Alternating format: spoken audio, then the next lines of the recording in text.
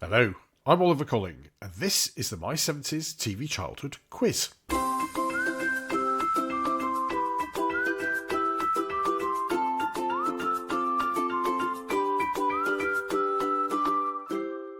Hello, and welcome back to the My 70s TV Childhood Quiz. We are a just-for-fun quiz covering aspects of 1970s UK TV trivia, and a sister podcast to My 70s TV Childhood, a podcast which celebrates growing up in the UK in the 1970s and the major part that television played in our lives back then. If you have just discovered us, then you are most welcome. And if you're a regular listener, then we thank you from the bottom of our hearts for your loyalty. This is our 56th quiz, and you show no signs of getting fed up with it, given the feedback you give to us. It's not perfect, I do make the odd mistake in my answers, but all in all, it seems like you're still all enjoying it. Now, before we get going for this quiz, I would like to remind you that nominations are now open for listeners' questions ahead of our special Christmas edition of the quiz, which will be entirely made up of questions supplied by you, the listeners. Thanks for all of you who have submitted questions so far. We already have lots of good entries, but we could always use a few more. If you want to send your questions and answers to quiz@my70stvchildhood.com, and if you could do that by the 30th of November, that would be great. You can also use that email to share any other comments you might have on our quiz, or alternatively, leave a comment on our blog at www.my70stvchildhood.com, or on our Facebook, Instagram, YouTube, Twitter/X, or LinkedIn pages. We always love to hear from you. Now, I think I can hear a few of you shouting, "Get on with it," from around podcast land, so I will. Grab yourself a pen and paper, top up your favourite beverage. It's tea again for me this week. And here we go with round one. Now, this episode is due to be released just after Bonfire Night in the UK, so we begin with a round called Remember, Remember. And this is about some of the, frankly, horrific public information films we were subjected to as children in the 1970s. How we've all survived, I don't really know, given that from those films, simply setting foot outside your bedroom was likely to end in serious injury or possibly death. Question 1.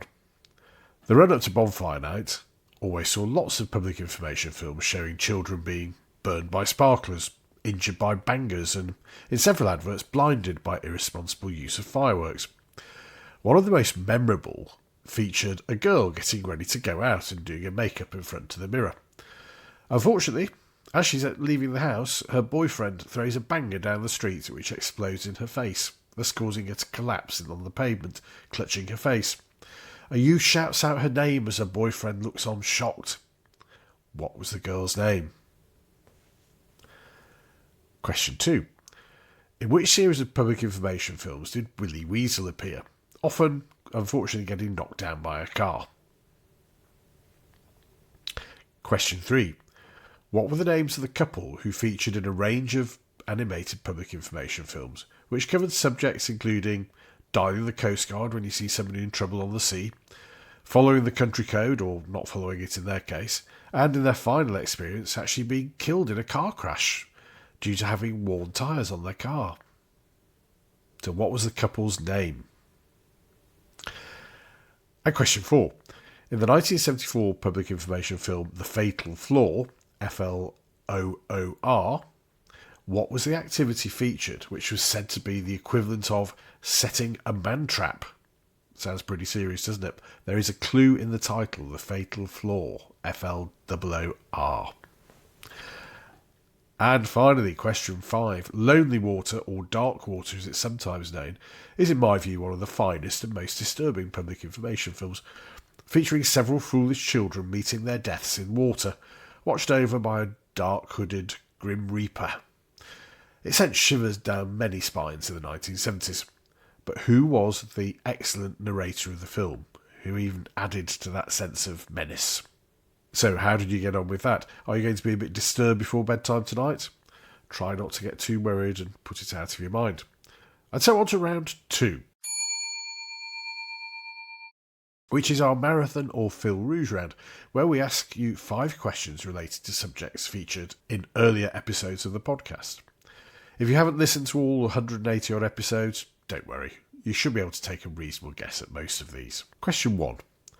In our episode God Save the Queen, released in April 2021, we look back at the Queen's Silver Jubilee. In what year did the late Queen Elizabeth celebrate her Silver Jubilee? What year was the Silver Jubilee? Question 2. A month earlier, in March 2021, we look back at Animal Magic. Now, which zoo did presenter Johnny Morris film lots of animal clips with him playing the role of a zookeeper? Question 3.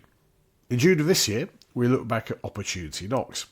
Who was the host of the show in its original run? And I mean that most sincerely, folks. Who was the host of Opportunity Knocks? Question 4. What were the names of the characters played by Cheryl Burfield and Spencer Banks in the ITV show Time Slip, which we featured in October 2024? And finally, question 5. The Generation Game featured in January of this year.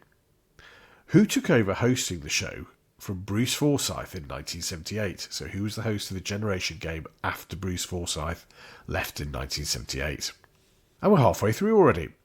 And next we have our famous Spin the Wheel and Name That Tune combination round. Firstly, I will spin our specially constructed Wheel of Fate to choose a year from the 1970s, which I will then input into our state-of-the-art AI-powered theme tune generator to choose 5 theme tunes from shows first shown on UK TV during that year. Sounds a bit complicated, doesn't it? It's not really. So let's spin the wheel.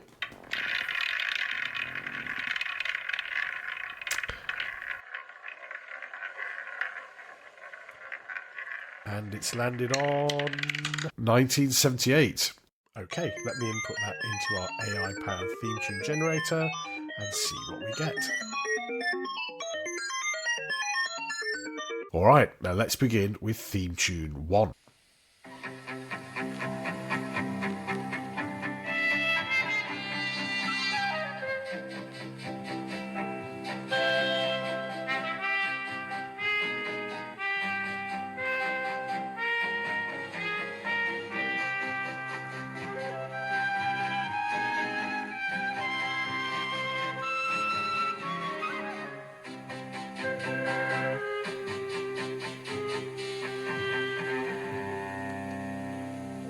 And theme tune 2. Dr. David Banner, physician, scientist, searching for a way to tap into the hidden strengths that all humans have. Then an accidental overdose of gamma radiation alters his body chemistry. And now when David Banner grows angry or outraged, a startling metamorphosis occurs.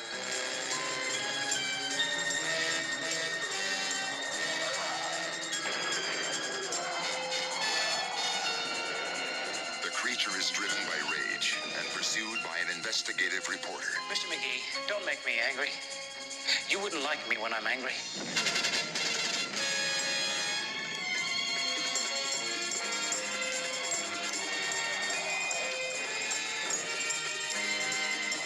The creature is wanted for a murder he didn't commit.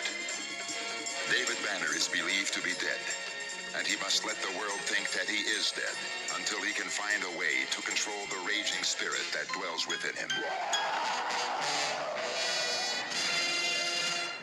I'd hope many of you got that one. How about this for theme tune 3?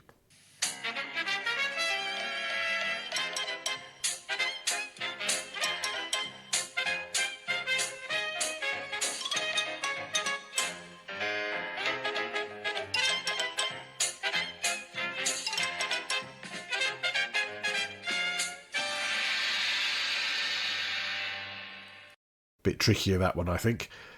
As is this one as well for theme tune 4.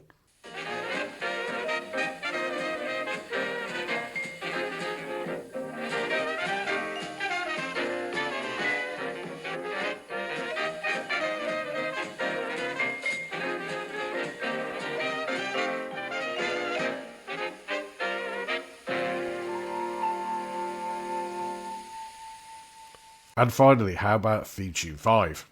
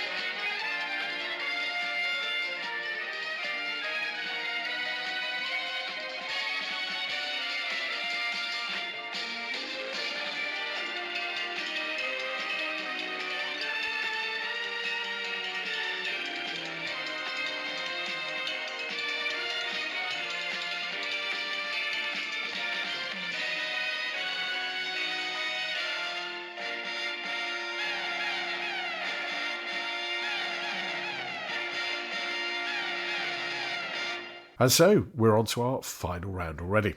And this is our TV Times round, where I can ask you anything TV trivia related. So, here goes. Question 1. What was the name of the fictional seaside resort where Dad's army was set? Question 2. Still on a military theme, Sailor was a 1976 groundbreaking documentary featuring life on a British aircraft carrier and a theme tune by Rod Stewart to boot. What was the name of the ship which was featured in the documentary series Sailor? Question 3. Whoops Baghdad was a sequel to which BBC sitcom? So, what sitcom sequel was called Whoops Baghdad? And question 4. Which famous advert, directed by Ridley Scott, was filmed on Gold Hill in Shaftesbury, Dorset in 1973? And finally, question 5. In the original Scooby-Doo cartoon series, who owned their van, the Mystery Machine? So who was the owner and most often the driver of the Mystery Machine? And that's it. Another quiz done and dusted. So before we go back to the answers, let's have a look back to last time's bonus question. I asked you, how many angels were there in Captain Scarlet and what were their names? Well, the answer is 5, and they were Destiny, Harmony, Rhapsody, Melody and Symphony. Well done if you got that right. This week's question is, on the 6th of April 1970, the holder of the ITV Welsh and West Country franchises became officially known as HTV. What had it been called on screen up until that point? So what was HTV known as before HTV? If you know the answer, then drop us a line to quiz@my70stvchildhood.com.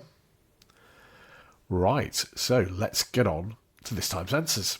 Our first round, remember, looking at public information films. What was the name of the girl who unfortunately got hit in the face with an exploding banger thrown by her boyfriend? Well, her name was Julie. And if you remember, the youth at the end shouts, "It's Julie!" as she's rolling around on the floor in agony. Question 2. In which series of public information films did Willy Weasel appear, often getting knocked down by a car? Naughty Willy Weasel. He was, of course, one of the stars of the Tufty Club. Question 3. What was the name of the couple in the animated public information films covering subjects including the Coast Guard, following the country code, and in their final shocking appearance being killed in a car crash, having worn tyres?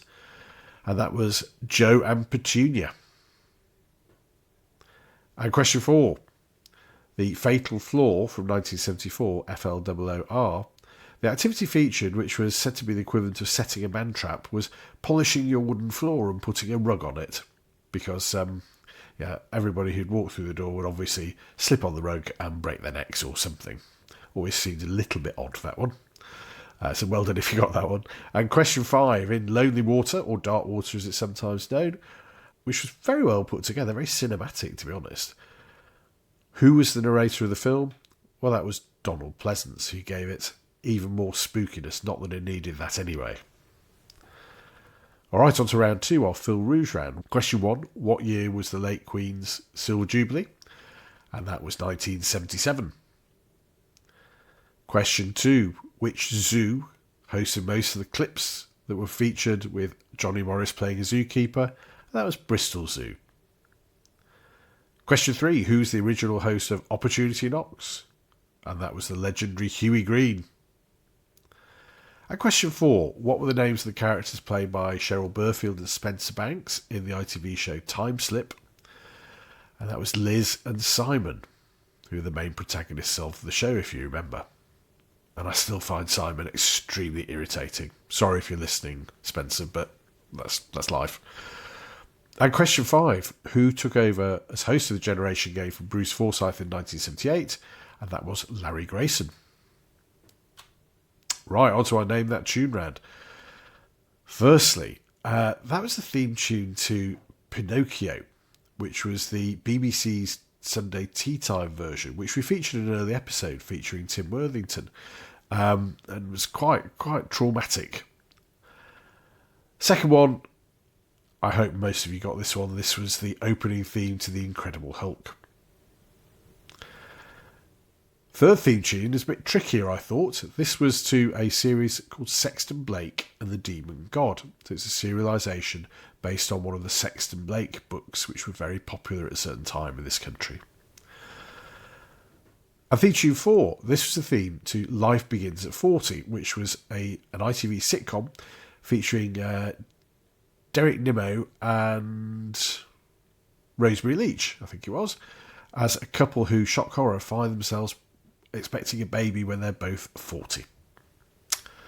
Yes, there we go. And finally, theme tune 5, that was a theme tune to the unfortunately reasonably short-lived TV version of the film Logan's Run. So Logan's Run. On to our final round of TV Times Round. What was the name of the fictional seaside resort where Dad's Army was set? That was Warmington-on-Sea. Question 2. Carrying on the military theme, what was the name of the ship featured in the documentary Sailor? And that was HMS Ark Royal.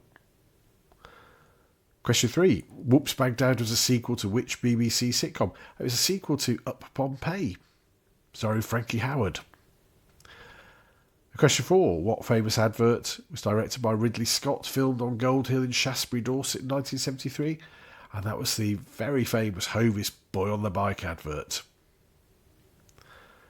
And finally, question 5. Who owned and mostly drove Scooby-Doo's gang's Mystery Machine van? And that was Fred, or Fred Jones. Well done if you get the Jones, but you can have it for Fred. So, how have you done? Are you celebrating with a small prize after having your picture featured in The Gallery on Vision On? Or are you sad that they regret that no entries can be returned to viewers? Whichever, I do hope you've enjoyed playing our quiz. Do tell your friends about us, and please comment, like, rate and review us wherever you get your podcasts if you get a chance. That's all for now. We will be back next week with another regular podcast and again in a fortnight with our next quiz. Until then, steer clear of death traps like deep water, fireworks, farmyards, building sites, especially the railway tracks. And join us again soon for more from My 70s TV Childhood and the My 70s TV Childhood Quiz.